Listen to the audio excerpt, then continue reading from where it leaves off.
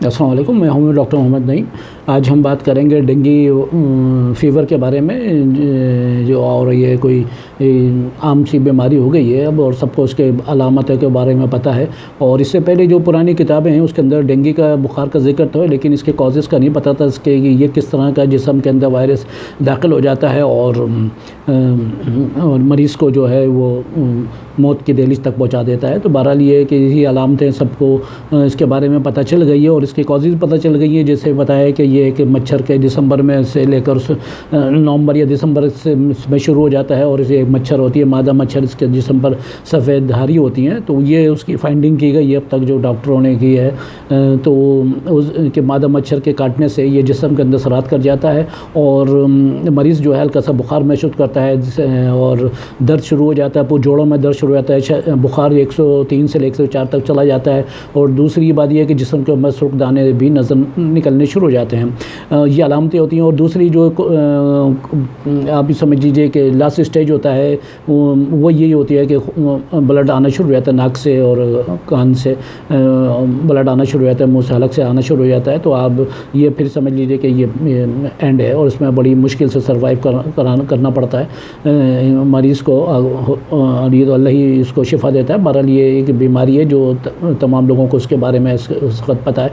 हम जो इसमें बात करेंगे उसमें यह है कि हल्का हल्का बुखार होता है, जोड़ों में दर्द हो जाता है और चेहरा जो है फ्लैश करने लगता है, सुर्ख होना हो जाता है और कब्ज़ हो जाता है, भूख नहीं लगती, मतली होती है, वर्म सभी महसूस होता है, स्वेलिंग आ जाती है और बुखार जो है वो बड़ी शिद्दत से होता है और जिस्म जो है चिल होने की भी शिकायतें भी होती हैं इसके अंदर।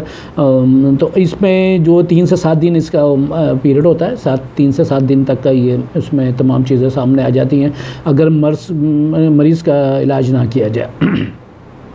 ये जो मर्ज़ है इसके अंदर जो जैसे मैं कह रहा हूँ कि शायद ही नादिर कोई ऐसा एक ज़माना था कि अगर हर तरफ यही डेंगू का एक ज़ोर था, खौफ था। तो उसमें मेरे घर के अंदर भी मेरे भी बड़े बच्चे को भी हुआ था ये। तो उसमें हमने ये दिया कि हमने इसमें बेहतरीन दवाई है, होम्योपैथिक की बेहतरीन दवाई है, दुनिया में बेहतरीन दवाई इससे बेहतर नहीं, एलोपैथिक में इसका कोई इलाज नहीं है। उसके अंदर जो है दूसरी जो है दवाइयाँ दी जाती है, लेकिन इसके अंदर जो मखसूस जो हमारे डेंगू की जो बीमारी के लिए ख़ास दवाई है इसके अंदर हमारे पास। तो अब वो दवाई हम इस्तेमाल करते रहें और इंशाल्लाह उससे जो है बच्चा भी हमारे शिफा पाए। लेकिन ये है कि इसके आपने डॉक्टर हॉस्पिटल से भी इंगेज रहना है और तैयार रहना है कि इसको 3 से 4 दिन के बाद जो है वो आपने एडमिट कराना है।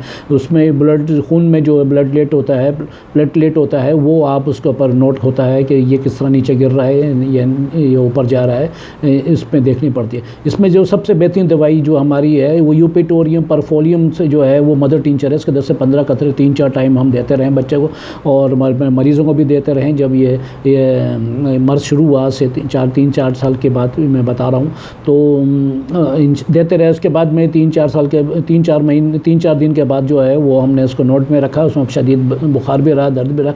जब ये दवाई दी तो थोड़ा सा फाका भी हुआ, लेकिन ये है कि रिकवरी जो है वो थोड़ी सी वो रही। लेकिन ये है कि ये ख़तरनाक कंडीशन क्रोनिक की तरफ नहीं जा सका। तो 3 से 7 दिन के बाद में जब हमने इसकी रिपोर्ट कराई तो प्लेटलेट नीचे आने से लगे। तो जब प्लेटलेट नीचे आए तो उसको फिर हमने हॉस्पिटल में एडमिट कराया ताकि वहाँ पे इसकी और ग्लूकोज वगैरह ड्रिप वगैरह लगी रहे। तो वहाँ पे ग्लूकोज की ड्रिप लगती रही और हम इसको जो पपीते का जो पत्ते होते हैं शुरू में, जो ऊपर के जो पत्ते निकलते हैं, नई जो कॉलम होती हैं, कोंबलें होती हैं नीचे, उनका अर्क निकाल कर हमने बच्चे को दिया। 1 चमचा उसको देते थे और 1 गिलास हम उसको सेब का अर्क जूस देते थे। तो यही रूटीन रही पूरे तकरीबन 15-20 दिन तक उसको हम देते रहे।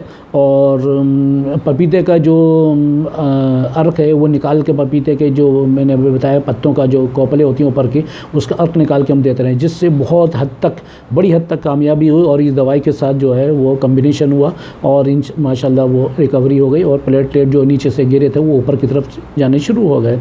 तो ये इसकी अलामत 3 से 7 दिन के, जैसे मैंने भी कहा कि ये इसकी की अलामत है।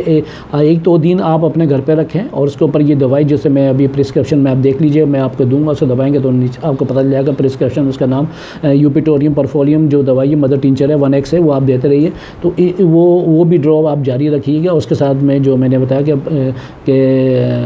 पपीते के जो पत्ते हैं ऊपर के कॉपलों का, उनका अर्क भी मिला के 1 चमचा वो भी दें और 1 गिलास सेब का अर्क भी देते रहें, जूस देते रहें उस बच्चे को। इंशाल्लाह वो रिकवरी हो जाएगी और कोई भी किस्म की कैजुअलिटी नहीं होने पाएगी। मेरी इस वीडियो को सब्सक्राइब भी करें, लाइक भी करें और आइकॉन को प्रेस भी करें ताकि आने वाली वीडियो आपको मिल सके। अस्सलाम वालेकुम।